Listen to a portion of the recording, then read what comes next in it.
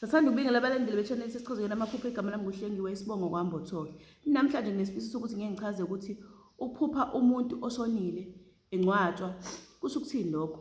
Uphinde futhi uphuphe umuntu oshonile ephila. Uphinde futhi uphuphe umuntu ephila kodwa uthole ukuthi wena uyazi ukuthi akasekho noma ukhumbule ukuthi akasekho kodwa uthole ukuthi umbona phakathi kwabantu njengomuntu osaphila ngaphambi kokuthi uzukhumbule ukuthi lo muntu lona akasekho. Siphinde siphuphe umuntu oshonile evuka ekufeni noma ekutshela ukuthi sengibuyile noma sengivukile. Uyayibona into njalo enjengaleyo.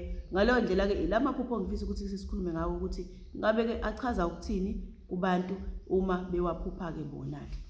Ake ngiqale lapho uthola ukuthi khona uphupha umuntu oshonile engcwatshwa futhi ke. Bakwethu umuntu uma eshonile wangcwatshwa asikho isidingo sokuthi futhi aphinde kuvuselele ukuthi uyangcwatshwa. Umuntu bese ngcwatshiwe ungcwatshiwe. Into yakhe selekene ukuthi yena ahambe indlela yakhe abuye atshela abantu ukuthi uhambe kanjani. Uma kodwa uthola ukuthi wena uthemba ngokuba esengcwatshiwe uqale phansi futhi ubone esengcwatshwa ngolunye usuku okokuqala nje ungasiyona inkinga. Leyo nto iveza ukuthi lowo muntu osuke umbona engcwatshwa usuke usuku lwakhe kuyilona ozomphupha wena engcwatshwa ngalo okuyisuku ayobe yena okwakumele angcwatshwe ngalo. Kodwa ke lokho uzokwazi kuzoba khona indlela ozokhonjiswa ngayo ozobona ngayo ukuthi yilolu suku okwakumele abeke ngalo. Uyabona kuzoba khona izinto ezikuvezayo lokho. Kungaba uyena akutshele ukuthi hawu namhlanje sengiyahamba. Uyayibona into kanjalo enjengaleyo izinto ezinjalo. Uyabona noma kuzoba khona ozokhuluma asho ukuthi hawu usibani bani namhlanje uyahamba ngesisaphinde simbone. Izinto ezizovela ezinjengalezo kodwa uthola ukuthi uzophupha kube futhi nakhona kulowo mngcwabo kube kungazi ukuthi uyaqalwa ukubekwa kuyima uphaphama ekuseni usho ukuthi hawu wasewabekwa nje. Uyabona mase kuba ilapho okwesibili elizokuthusa khona ukuthi hawu uthi uliphupha ube wazi ukuthi wangcwatshwa nje na noma hawu ngamubone engcwatshwa futhi ube nokwazi ukuthi wangcwatshwa khona lapho ephupheni ngaphambi kokuthi uze uphaphame. Into enjengaleyo ke bakwethu ichaza ukuthi lowo muntu osuke ehambile emhlabeni kunento emuvimbayo emenza ukuthi aqale phansi ukubekwa. Ngaleyo ndlela kuyena uveza ukuthi la elibeni lakhe kube khona izinto ezizinsila ezingahambile nazo naye zonke ezimubuyisela emumva ezimuvalile ukuthi aqhubeke nendlela yakhe futhi ezimuvalile ukuthi abuye aze ekhaya lakhe. Ngaleyo ndlela akakazokwazi ukubuya ezosho ukuthi wahamba kanjani ngoba usalwisana nalento emudonsela emumva ongasikona ukuthi yenziwe uyena. Uthola ukuthi ngenzeka ukuthi kugangwe ngezinhlabathi zakhe noma kwatshontshwa ngisho ihlahla leli lakhe asuke ephelezelwe ngalalandonga. Uthola ukuthi balitshontshile abanye baliganga. Uthola ukuthi libuyisela manje uhambo lwakhe emuva ukuthi fanele ngabe uyaqhubeka. Uthola ukuthi lento imdonsele emuva. Ingakho ke uzombona etshengisa ukungcwatshwa ngoba uzama ukuthi aqale phansi cha ngagcina ngingene kanje manje ngaleyo ndlela ngizama ukuphinde ngiqale phansi ngingene ngibone ukuthi kuyaqhubeka. Athola ukuthi indlela ayikho eqhubekayo. Uzombona ke lokho ezame ngathi uyangcwatshwa ingoba kunalento embuyisela emuva ewukuganga ngaye.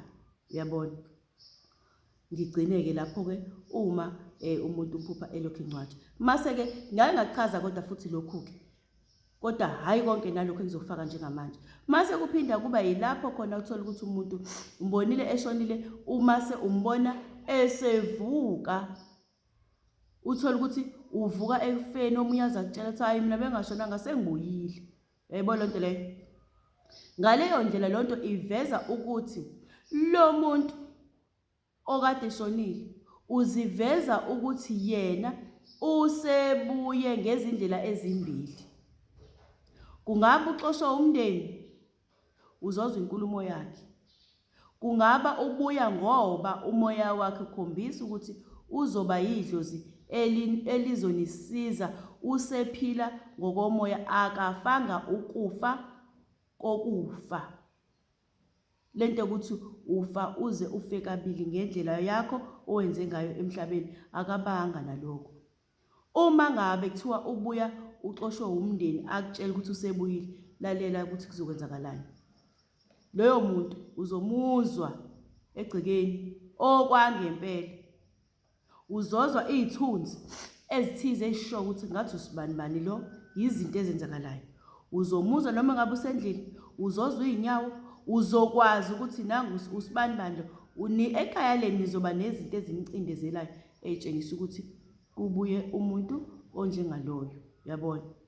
Kubi-ke lokho, lowo muntu uxoshwe umndeni udinga ukuthi alekelelwe, kukhulunywe ukuthi kwenzakaleni. Bayabuya-ke impela, akutshela ukuthi ngibuyile ngizela. Impela uzombona ephithiza la endlini yakini, noma umbone lokho ehlenyuka ngezikhathi zantambama, isithunzi sakhe silokho sithi shwi. Kuyoze kukhulunywe lento abuye ngayo ukuthi akabuye azoyilungisa. Uma ebuye ngesimo sokuba yidlozi elizonigada, uzobuya akhulume into eqondile, ivuke yenzeke ngakusasa. Uzophila nani kodwa ngokomoya okwakhe ukuthi uzokwazi ukuthi ukhuluma nawe ephusheni ebusuku akutshela into ivuke yenzeke ngakusasa. Onjalo usuke lo muntu ehambe kahle nasedlozini wasewenziwa waba umgadisi wenu. Yayibona lento leyo. Ngaleyo ndlela kusuke kusho lokho-ke, yabona, ukuthi uthole ukuthi umuntu utshengisa ukuthi usenjani, usebuyile, yabona, esevukile kephi ekushonini, uma evuke ekushonini ngokwephupho. Ake ngiphinde ngiqhubekeke. Uma uthe wena ulele futhi wazibona uphakathi kwabantu, phakathi kwalabo bantu kukhona umuntu osanda kumngcwaba wena, noma esanda kumngcwaba, uthole ukuthi nje uyaphila lana, akayazi yonke lento leyo ukuthi yena wahamba ushonele. Nani ithola ukuthi nana niyazi lonto, noma mhlawumbe yena angazi, kodwa uthola ukuthi nina nithatha njengokuthi ukhona, uyoze ukhumbule nini ekuseni ukuthi lo muntu, hayibo lo muntu akasekho, uyabona. Kwesinye isikhathi omunye amaye nenhlanhla athi hayibo wena ngoba usekho nje mase yamziba ezenjani angamphenduli, abaphenduli. Uma kwathi hawu wena usekho nje uyathula. Yazi lokho suke kwenziwa yini? Uthola ukuthi uvale wena ukuthi umqondo wakho awenze ukuthi uze ungamkhumbuli ukuthi akasekho. Into esuke ikhona lapho kuye, usuke edinga ukuthi acelelwe loyo muntu ukuthi cha, makahambe aqhubeke nendlela yakhe. Ngoba nina, ngoba isimo sakhe sokuthi udlulile wahamba emhlabeni sikhomba ukuthi uhambe kunezinto angazikhulumile, uhambe kunezinto abesazifisa futhi ukuthi azenze.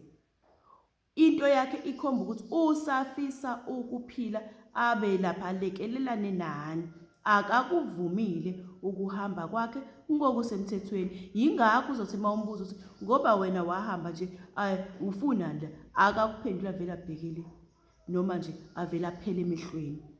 Usuke efisa ukuthi angabe kuthiwa usanelinye ithuba lokulungisa, lokwenza izinto ezithize kanye nani. Yingakho-ke bakwethu kubalulekile futhi ukuthi umuntu mayehambile emhlabeni umlandelele. Ngike ngikusho lokhu ukuthi umuntu wakini mayehambile mulandelele, khuluma naye, zama izindlela zokuthi umchume, umazise ngezinto eziningi, nawe umtshengise ukuthi uyafisa ukumazi ukuthi wahamba kanjani.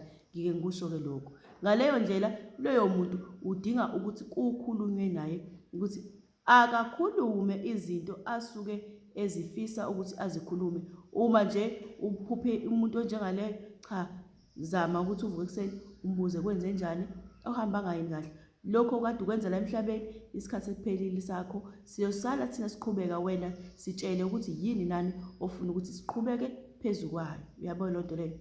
Wanamhlanje ngicela ukuthi ngime lapho, ngizophinde futhi ngibuye nami amaphupho futhi nisale kahle.